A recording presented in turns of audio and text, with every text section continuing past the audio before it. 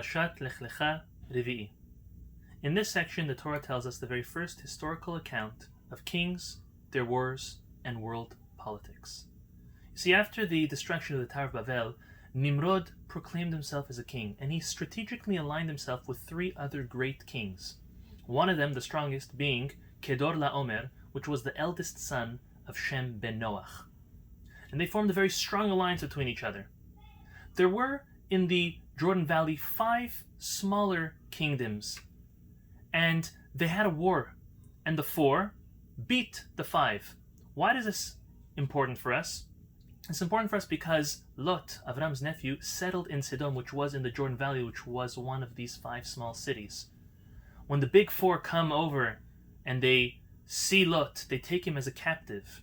They have the intention that they can ransom him off to his very rich uncle, or alternatively, they can finally get Avram, because Avram was a target. Avram was weaning people away from idolatry.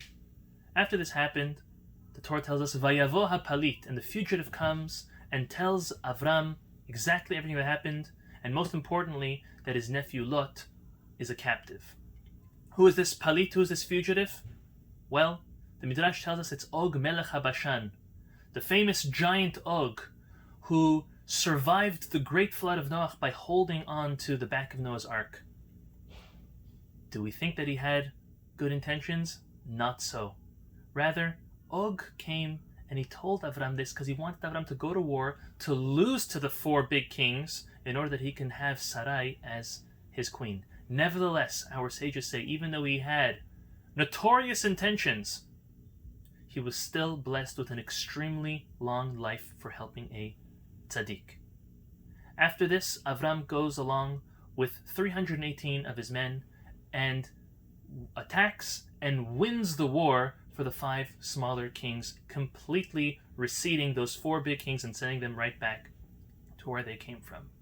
At the end of this section, Melchizedek, along with the king of Sodom, thank Avram for the amazing work that he's done and winning the war for them. Alternatively, the 318 that went with Avram is only Eliezer, his faithful servant, whose gematria, his numerical value to his name, was 318.